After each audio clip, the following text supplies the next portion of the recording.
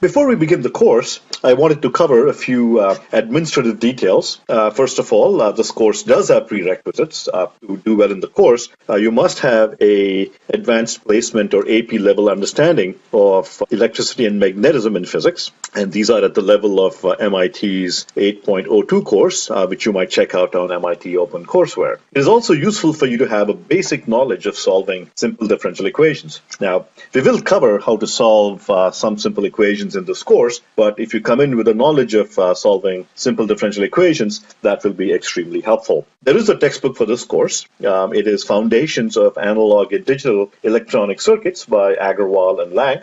You can obtain a copy from Amazon if you like. The book is not required, but certainly useful. We will make available parts of the textbook in an electronic form on our course site as well.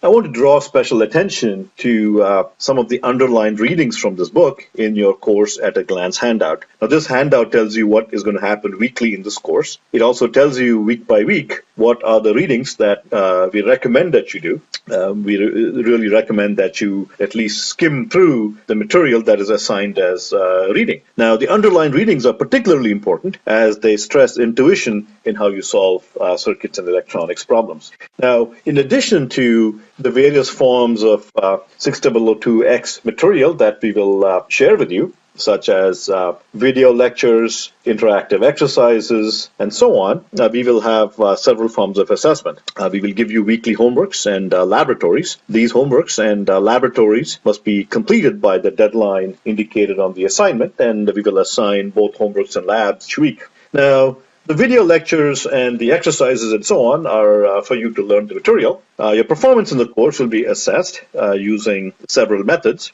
One is you will be assessed on homeworks, and those will count for 15% of your grade. We will have about 10 homeworks. There will be laboratories, again around 10 laboratories, and they will also count for 15% of your grade. There will be a midterm, which will count for 30%, and a final, which will count for 40%. Now, we will give you instructions on how to do the midterm and the final in the course bulletin board that you should be watching constantly. Now, we urge you to collaborate if you have other friends taking the course on your lecture videos and on the exercises and so on. And you are also free to and encouraged to collaborate in discussing high-level concepts and materials in this course. However, the assessed materials, such as homeworks, labs, midterms, and final exams, must be done on your own.